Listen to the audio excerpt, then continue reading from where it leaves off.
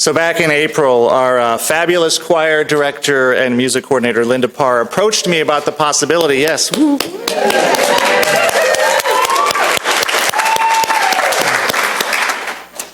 Linda approached me about the possibility of having a service in May that would be a music Sunday, where we could bring in some guest musicians and give the choir a chance to reprise some of their singing from this year. And let's give it up for the choir, please.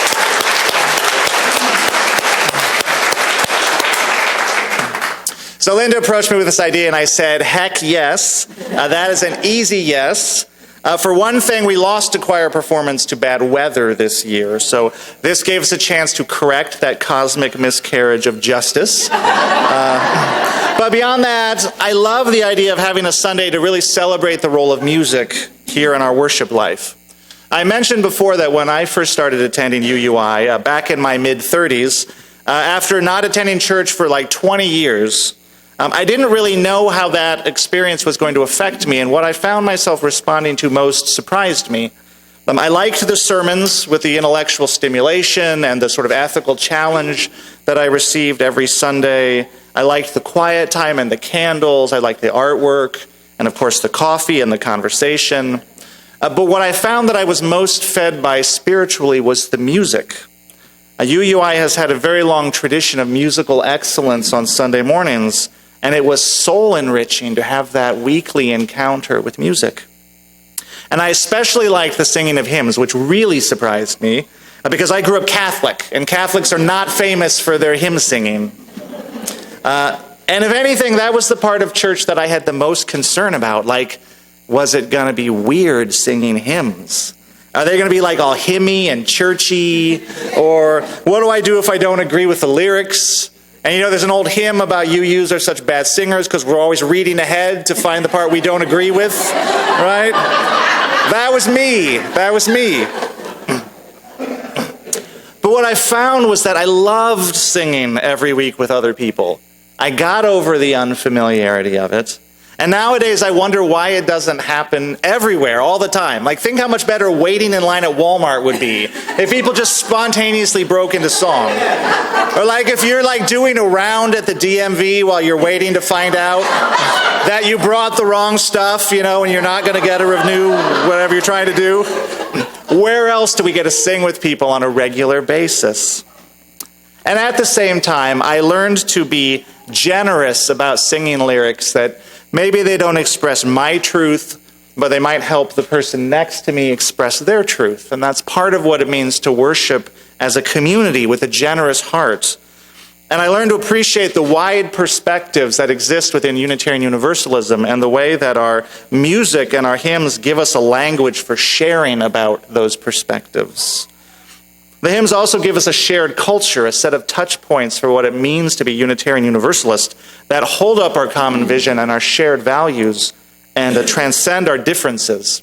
And if you've ever been to General Assembly or one of these large gatherings of Unitarian Universalists, it's really something to be in a room with like 4,000 people from all over the country and realize everyone here knows when our heart is in a holy place. And everyone here knows Blue Boat Home, right? It's something.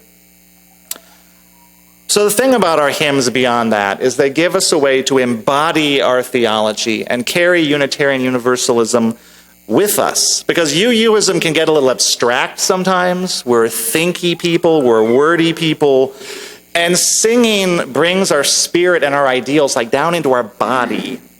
And our music gives us a great way to connect with our religion in a tangible way outside of Sunday. It can be a spiritual practice singing hymns. So sometimes I sing hymns when I want to feel peaceful in myself, or if I need an emotional lift or a shot of inspiration. I sing the hymns sometimes to remind myself of all of the other people that have sung these hymns and that are maybe singing them now in some other place, so that I can feel connected to the larger UU community and be reminded of this religion and its place in my life. Or I might sing a hymn like There's More Love Somewhere or Comfort Me, because sometimes life is hard, and our hymns give us a way to lament that and to feel that feeling in an honest way and really connect with that. So sometimes I sing them in my head, sometimes I sing them out loud, I doubt that I ever sound good, but that is not the point. So since we're celebrating our musical tradition today, I thought that I would talk in a little bit more detail about some of the hymns that we sing. Just explore a handful of these popular embodiments of our theology. You know, every year at the end of the year, I take all of the hymns that we sang for the previous 12 months and I put them in a spreadsheet. Because I love spreadsheets. It's a sickness that I have. Lol, I feel you, talk to me. And I look at what exactly we sang over the year and how often, and then I sit down with the worship team and we talk about it. And you know, there's 3 hymns of service, so that's about 150 songs that we sing in a year. And this year we sang 55 different hymns, which is pretty common, and that's a fair amount of variety. And most hymns get sung about 4 times a year or less. So for better or worse, if you feel like we are always singing a particular hymn, we're probably not, whether that's your favorite or your least favorite. There are, though, a handful of hymns that get sung much more often. So just shout it out. What hymn do people think we sing the most here at UUI? Spirit of Life. Spirit of Life. We sang it 8 times this year, which is the most. And that's actually a little on the low side for us this year. Apparently I cut back. So Spirit of Life, this hymn was written by a woman named Carolyn McDade, who is not herself a Unitarian Universalist, although she's been a part of our religion. She doesn't even identify as a musician. She identifies as an activist, a lifelong feminist and peace activist. Her life, she says, belongs to the movement, not to music, although music has been one of her gifts to the movement. And her composition is sung more often in our congregations than any other hymn. Some congregations sing it every single Sunday, and it has been called, only half-jokingly, our UU doxology, and not for no reason. So in a UU World article, Kimberly French says, in 6 short lines, Spirit of Life touches so much that is central to our faith. Compassion, justice, community, freedom, reverence for nature and the mystery of life. It finds the common ground held by humanists and theists, pagans and Christians, Buddhists and Jews. The lyrics are, Spirit of Life, come unto me. Sing in my heart all the stirrings of compassion. Blow in the wind, rise in the sea. Move in the hand, giving life the shape of justice. Roots hold me close. Wings set me free. Spirit of Life, come to me, come to me. And the genesis of the hymn was not anything like an attempt to sort of capture or communicate this thing we call liberal theology or progressive spirituality.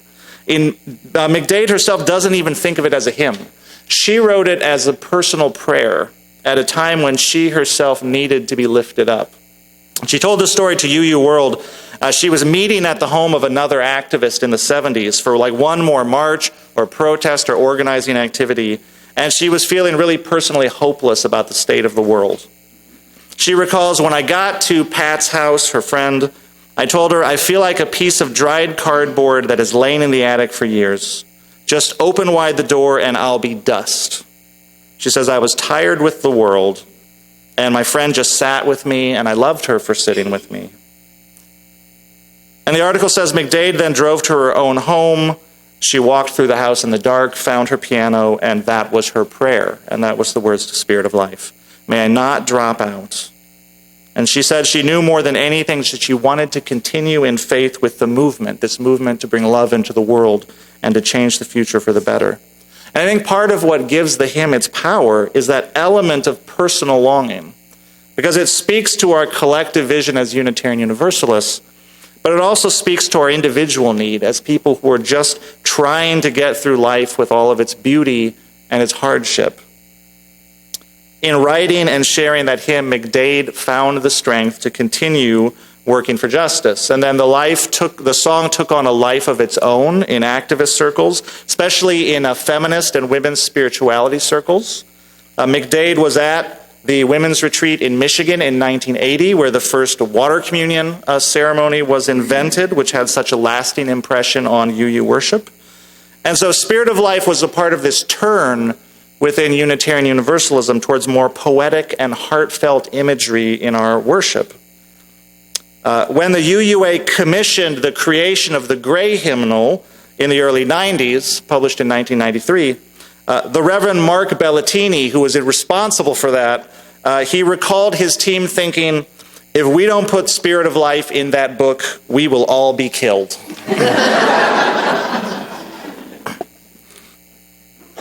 Now, the Gray Hymnal that we know and love was groundbreaking in a lot of different ways, not just for its inclusion of Spirit of Life. It was the first hymnal to seriously incorporate the African American experience into our hymn singing.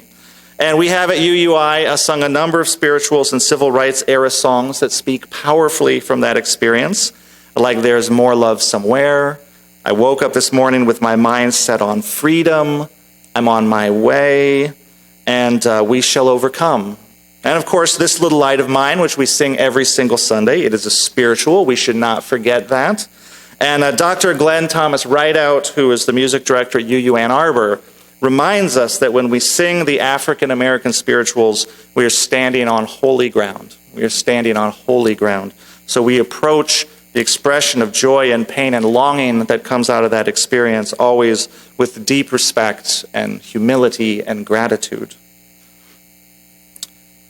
The Gray Hymnal also widened the theology that is represented in our hymns. Our hymns often serve as vehicles to express the influence of different religious traditions, from our own Christian tradition and from elsewhere.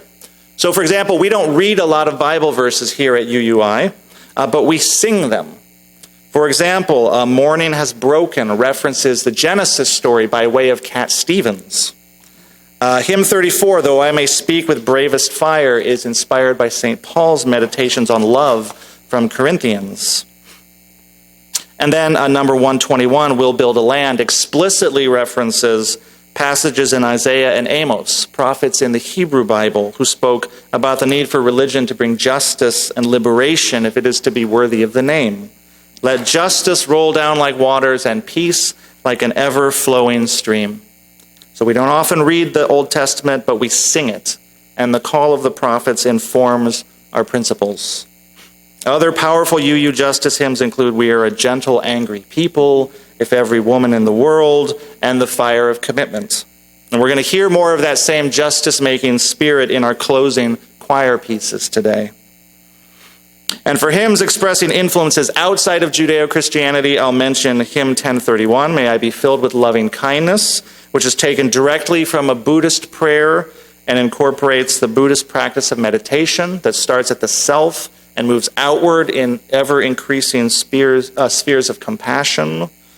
And we also sing Come, Come, Whoever You Are, which we're almost guaranteed to hear at a youth gathering, which is from the Sufi mystic Rumi, coming from the Islamic tradition. So speaking of our youth, there's an interesting background to hymn number 318, We Would Be One, which we sang today, that I thought I would share. We sing it fairly often because it so beautifully expresses our humanist vision of a world of peace and harmony grounded in mutual understanding. But it has an important historical provenance. I learned from Reverend Debus's blog that its lyrics were written by a Unitarian minister, Samuel Anthony Wright, for a Unitarian and Universalist youth Continental Convention of 1953. So remember, before 1961, Unitarians and Universalists were separate denominations. And they'd been trying for most of the 20th century to get together because we had so much in common. But what happened is that no one could ever make it happen. Little differences kept driving us apart, differences in government, differences in money, differences in culture. So even though we recognized that we were coming from the same place, we couldn't get together. But what happened in 1953 is the youth, the Unitarian youth and the Universalist youth got together, and they said, this is ridiculous. And rather than waiting for the adults to figure it out, they just merged their associations, and they created one group of youth expressing that vision. And then, almost 10 years later, the adults got on board. And this song was written for that conference, for those youth, celebrating their vision, which became our vision in creating this new religious body. And I'm going to mention one more hymn, and then we're going to sing some instead of listening to me talk about singing. And this hymn is our closing hymn for today, Blue Boat Home. Blue Boat Home has been called the free bird of Unitarian Universalism. In fact, someone tweeted that at General Assembly 2013, and the tweet went around the whole convention.